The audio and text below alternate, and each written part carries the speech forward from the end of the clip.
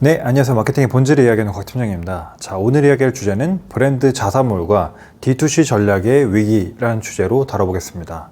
오래전부터 브랜드 자사몰의 중요성이 대두되면서 글로벌 기업인 나이키를 비롯해서 이제는 도매 채널 대신에 우리 브랜드 웹사이트에서 직접 고객을 획득하고 맞이하자라는 전략이 D2C입니다. 그런데 지난 영상에서도 말씀드렸듯이 요즘에는 이 자사몰의 운영 그리고 D2C 전략이 굉장히 위기를 맞이하고 있는데요. 왜 이런 일이 발생하는지 총 3가지 이유와 함께 앞으로 자사몰을 어떻게 반응하고 대응해야 되는지 알아보겠습니다. 자, 자사몰의 위기 첫 번째 이유로는요, 바로 광고 비용의 증가가 원인이 되겠습니다. 우리가 자사몰을 웹사이트를 만들어 놓으면요, 반드시 신규 고객을 획득하기 위해서는 외부 광고를 통해서 우리 자사몰을 많은 분들한테 노출돼야 되는 그런 숙명을 가지고 있습니다. 그렇다 보니까 검색 광고, 쇼핑 검색, DA와 같은 유료 광고 매체를 통해서 주로 신규 고객을 획득을 하게 됩니다.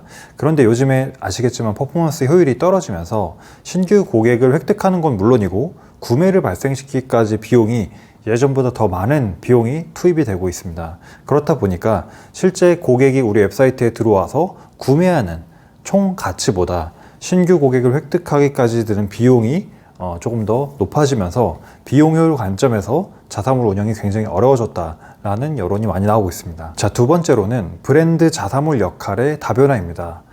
네이버에서는 스마트 스토어 그리고 브랜드 스토어를 최근에 굉장히 전략적으로 육성하고 있습니다.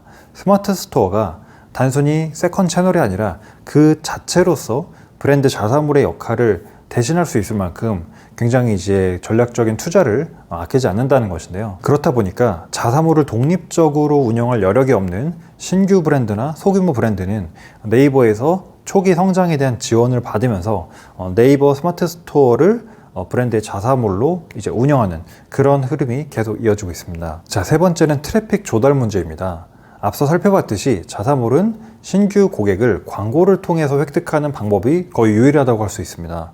반면에 쿠팡과 같이 사용자 트래픽이 압도적인 플랫폼 혹은 오픈마켓이나 종합몰 등은 어느 정도 자체적인 트래픽을 조달해 올 수 있는 그런 사실 이점이 있습니다. 하지만 자사몰은 메타나 구글 광고 또는 바이럴 마케팅 등의 활동을 통해서 완전히 스스로 트래픽을 조달해야 되는 그런 어려움을 안고 있습니다. 그렇다 보니까 기업의 마케터가 따로 없거나 혹은 다른 세일즈 채널과 병행해서 자사몰까지 병행해서 운영하기에는 굉장히 어려움이 있는 그런 상황에 현재 직면해 되어 있습니다. 자, 그러면 자사몰이 과연 필요한 건가 필요가 없는 걸까 생각을 해보면 지난 2024년 마케팅 트렌드에서도 말씀을 드렸다시피 우리가 물건을 파는 것에 집중하는 메가셀러로 갈 것이냐 혹은 브랜드적 가치나 이미지를 조금 더 지향하는 브랜드로 갈 것이냐에 따라 저는 좀 다른 선택지가 있다고 생각이 됩니다. 사실 솔직하게 말씀드리면 쇼핑만 가능할 거라고 하면 저는 브랜드 자사몰이 필요가 없다고 생각을 합니다.